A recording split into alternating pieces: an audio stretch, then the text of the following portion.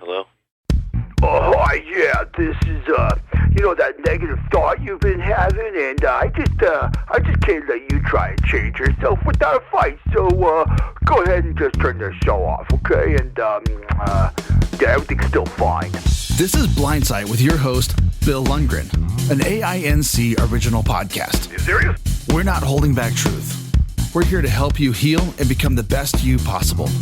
Here's the chair, here's the pillow, here's Bill. Hello there. Welcome to Blindsight, the podcast of mental health and mental wellness, sponsored by the Audio Information Network of Colorado. I'm your host, Bill Lundgren, and I'm delighted to welcome back a presenter that we had some time ago,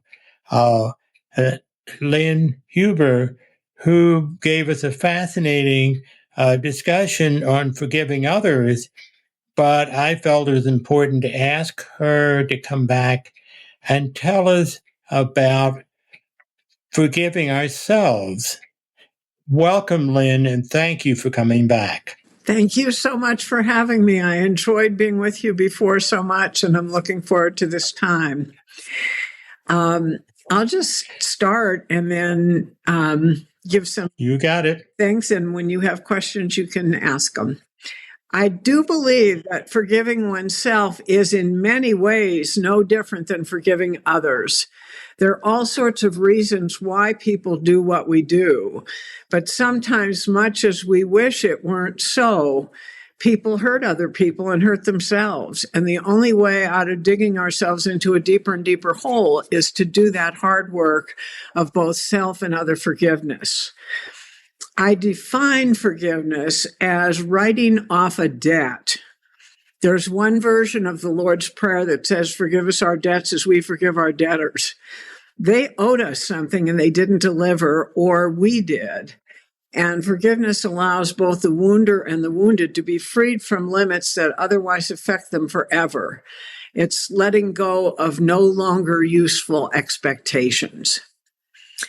So if the offender is not capable of changing their behavior, the wounded one may choose not to reconcile, but it is still and always free to forgive in order to free themselves from remaining full of resentment. You may remember the definition I give of forgiveness is letting go of resentment. And I use a metaphor that holding on to it is like spiritual and psychological impaction. It hurts the one who retains it, not the one who caused it. So letting go of resentment of one's own behavior is also freeing and offers the possibility of making a commitment to changing it. I'm an oblate, which is an associate member of Bennett Hill Monastery, a Benedictine community in Colorado Springs.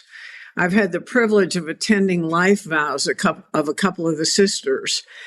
At the time they are taking those vows, they prostrate themselves, and afterwards they're clothed in new clothing that represents a new self. It's a pretty perfect representation of the forgiveness process.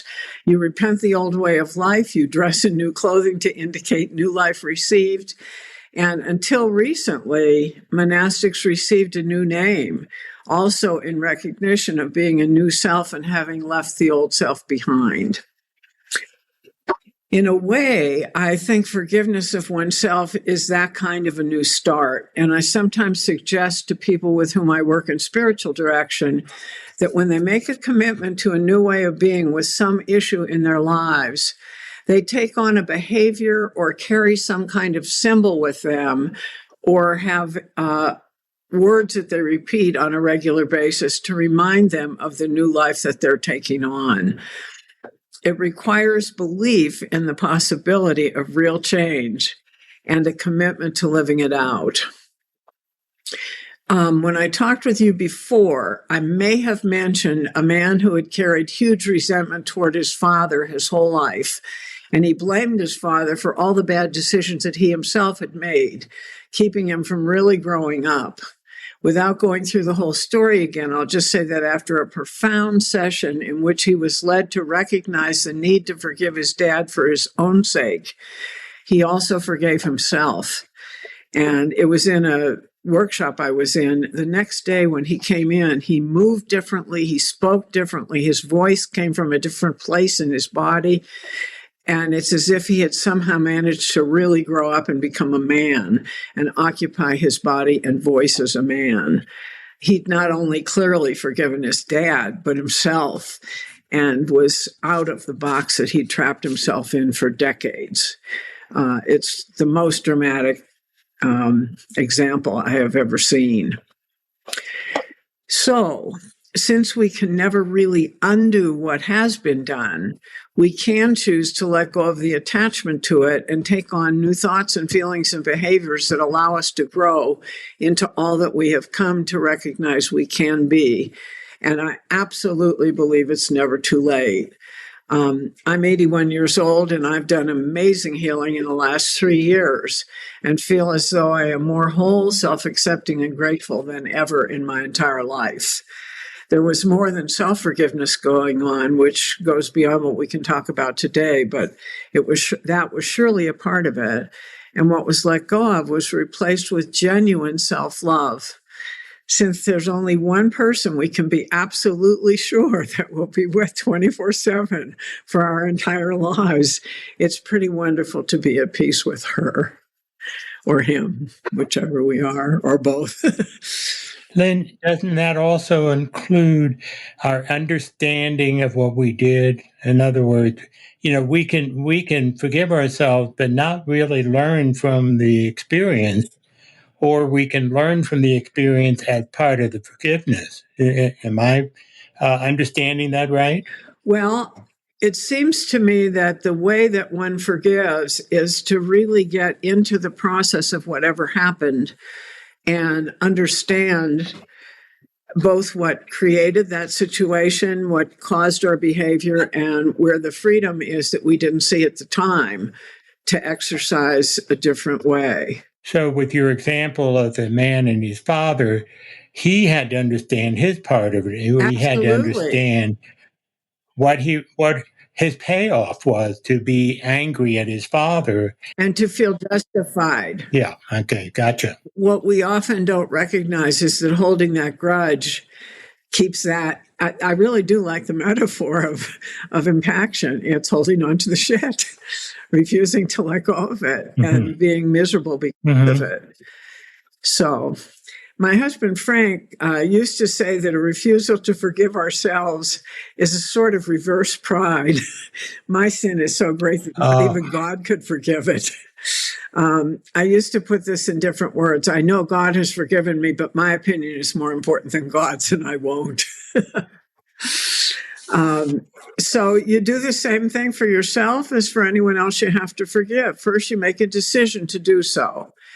And then you tell God and or another person you trust, and then become willing to have the healing come and wait patiently, renewing the promise to forgive if necessary, to remind yourself you've done it until the healing is done. And you know that because the crappy feelings go away. I really do like scatological language.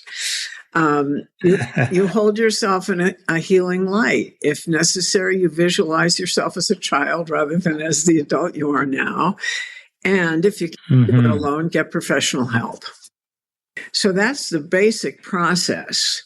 Now, given this, what are your questions? Well, I have some perhaps reservations that about the learning part.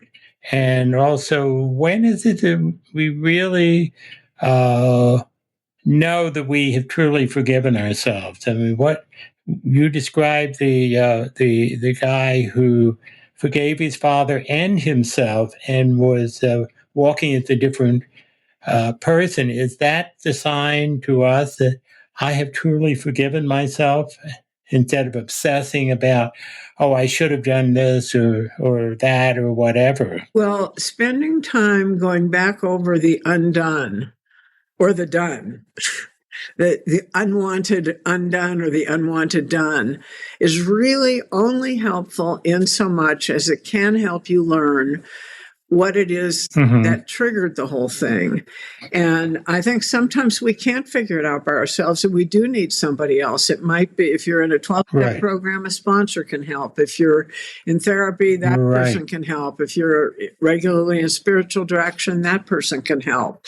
But to come to a recognition at some point that there's freedom to let it go that we previously denied ourselves. So with the 12-step program, what I find with a lot of clients that I work with, they're willing to do a fourth step, do a fears moral inventory, but what they focused on is what they did wrong, and which is important. But at the same time, I explain to people, I may be off from this, but taking an inventory of in a store is looking at what you have as well as what you don't have. So the person who's taking a true inventory has to talk about both his strengths or her strengths and weakness, rather than focus on all the bad things that they did. And to have them started, because as we talked about last time, our forgiveness of somebody else is not dependent on the other person's acceptance. Absolutely. Our forgiveness of ourselves can't be dependent on anyone else. We have to be the one to say, I forgive myself for what happened, and I understand, and here's how I've changed. And it's the change or the understanding that is, I think we're in agreement, is liberating. Absolutely. We say, okay, I'm not going to carry it around like a ball and chain. Well, I don't know if I shared with you my experience with a mirror a few years ago. No. Well, it was during COVID, and I'm a very strong extrovert, and I had been in my room I lived in a senior facility. I was in my room from the 6th of March until the end of July when we moved out of there. And I'm going to use the religious story because it happened that way for me. My background's originally Jewish. My family was totally non-observant, and I was aware of something I called literally something with a capital S from the time I was about 5 years old. And there was a place I used to go outdoors where I felt connected to that something. I ended up in the Episcopal Church in college, and one of the things that I wanted was to see Jesus's eyes. I realized that there were some encounters that he had with people that they absolutely turned around on a dime. And I figured it was eye contact that did it. And I wanted to see those eyes. And I prayed for that for literally decades, 60 years, I think. And during COVID, it was that late. Oh, and the other thing, there's a thing in the Episcopal Book of Common Prayer that's my favorite thing. It's a part of the baptismal vows, a commitment to, quote, seek and serve Christ in all persons, loving your neighbor as yourself. And I found after that really became an important line for me that from time to time I'd make eye contact with a stranger. It might be in a grocery store, it might be at a party, it might be somewhere else, and I'd see them. And occasionally, if their body language gave me a clue it might not be offensive, I might tell them. And sometimes those relationships became really friends. And it was wonderful. So I had continued from the age of 20 when I was baptized to the age of almost 80, 78, I guess, to want to see those eyes. And one day I got up and there was a mirror hanging next to the bed. And I looked in the mirror and I saw him in my eyes.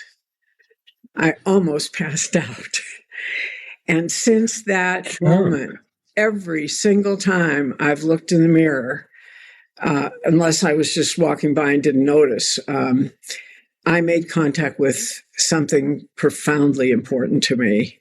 I don't think you have to call it Jesus. You might call it Buddha, or you might call it Desmond Tutu, or whatever you want. But it's Right. it's that spiritual being. It's a totally love-filled thing, and that has been one of the most amazing and wonderful blessings of my entire life. And it really feels as though virtually all of the crap that I used to carry around, self-judgment kinds of stuff, much of my life, partly because my mother laid a lot on me, is gone. And virtually every time I look in the mirror, if I'm conscious at all, not just walking by, there's this encounter with mystery. And that seems to me to have been one of the most, if not the most wonderful thing that happened in my life. And I think that forgiving oneself allows us to see the person in the mirror in that loving, mutual way. And the nice thing about it when it's yourself is you know that as long as you're alive, that person will be in the mirror. Sure. And now that I've lost my husband, and in the last year, my 4 best friends, it's even more important that I love the one in the mirror. Yeah.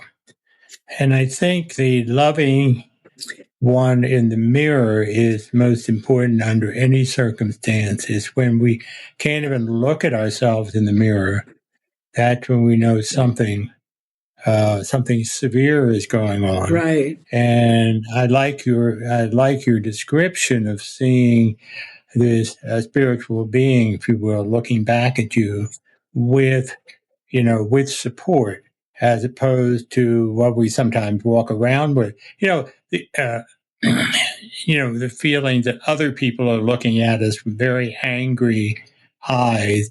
That says something about how we're feeling, I think, about how we're feeling about ourselves. Absolutely.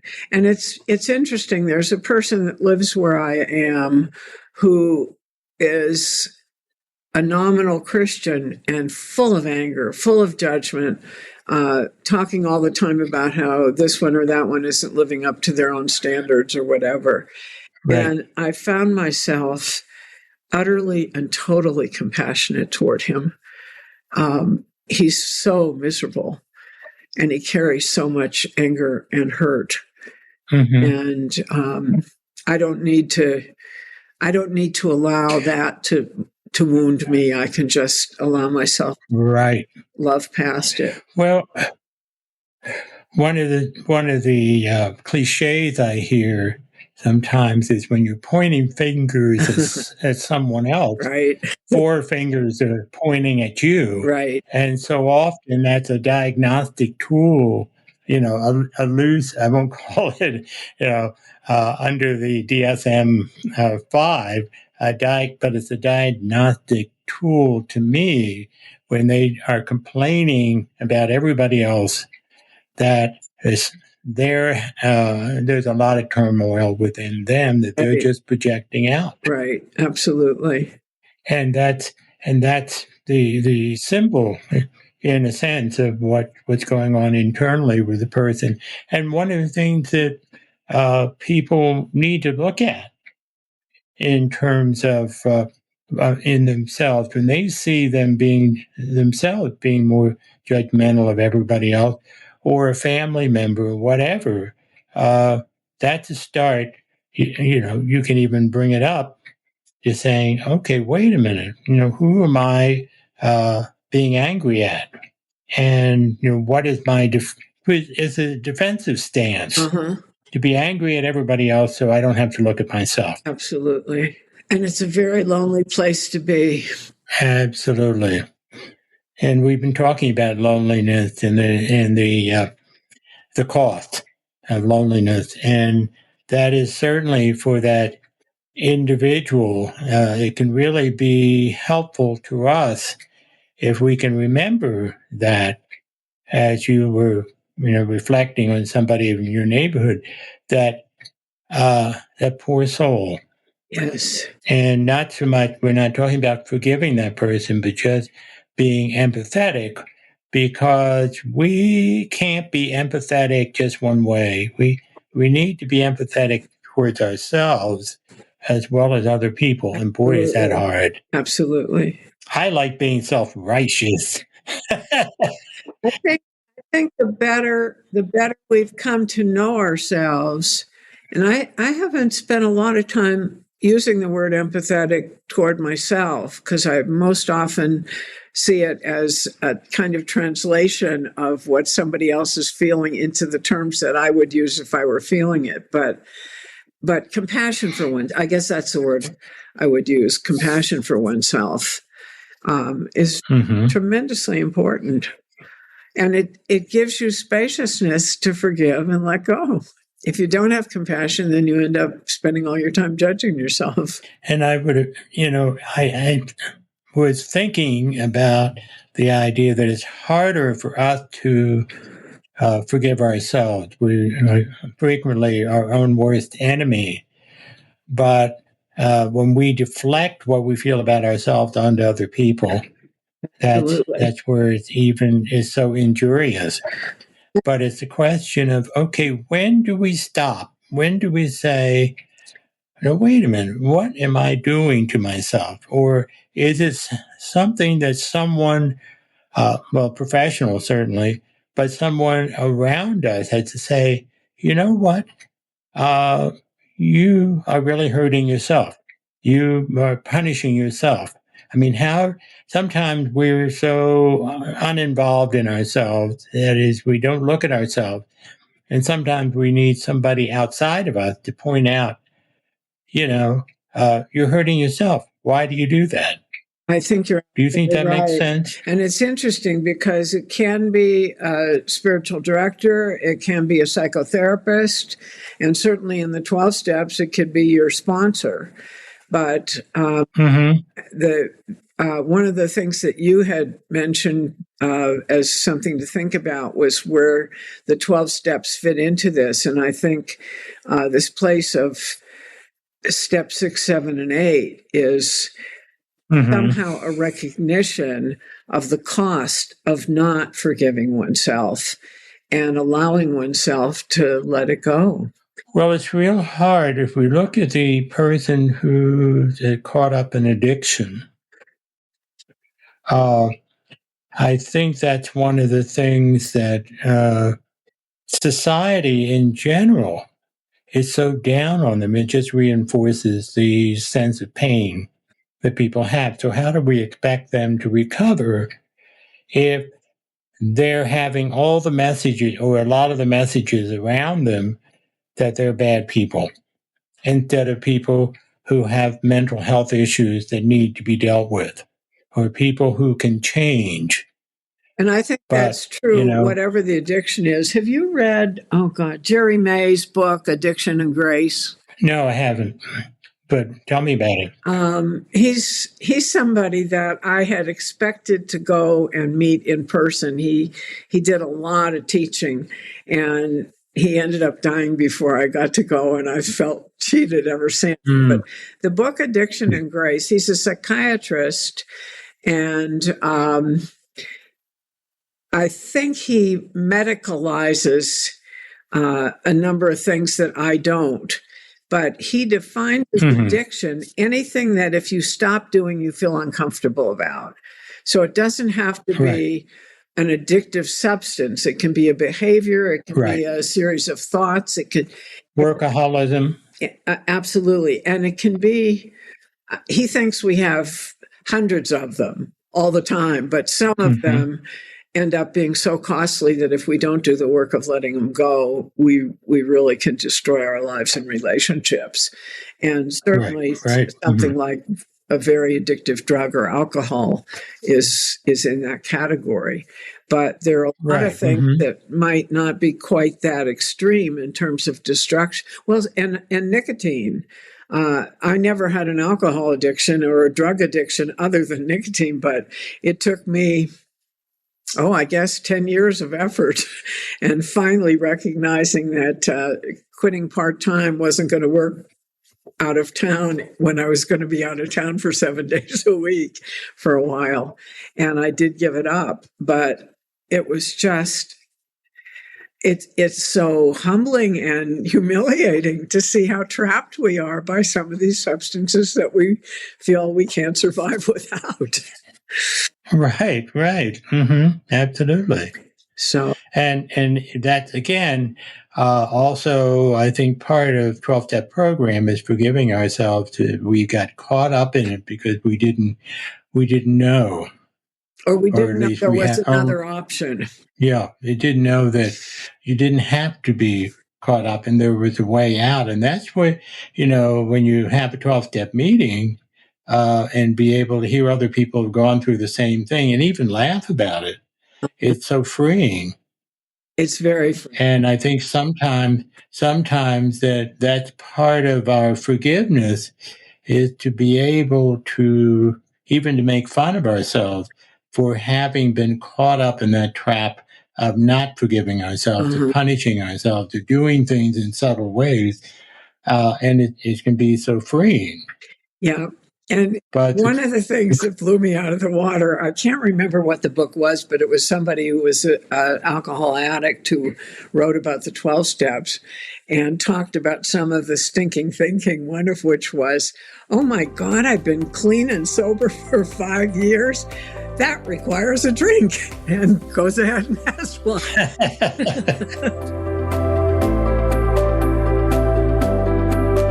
Hello, everybody. Thank you so much for listening to part 1 of our episode with Lynn Huber. And we're very excited to bring her back next week as we're going to be diving more into the area of self-forgiveness and learning how to do that better. So it's going to be a little bit more nuanced next week. So I hope you really enjoy that. If you do have any comments or questions for us, please give us contact us. You can visit aincolorado.org/podcast-guest if you would like to have your question read on the air, and we will be doing that starting, I think, next week or the week after. So make sure you stay tuned and get those questions in, because we're going to do a lot of stuff with your questions. So I also wanted to make sure you are aware of our hike that's happening on August 12th. Make sure you're there. We're going to leave from the AINC headquarters and we're going to head out to Chautauqua Park and do a nice hike. Some of us are going to go up to the arches, and some of us are going to do a little bit of an easier hike around just kind of the lower portion of it. So if you want information about that, head over to aincolorado.org, and we will see you on our hike.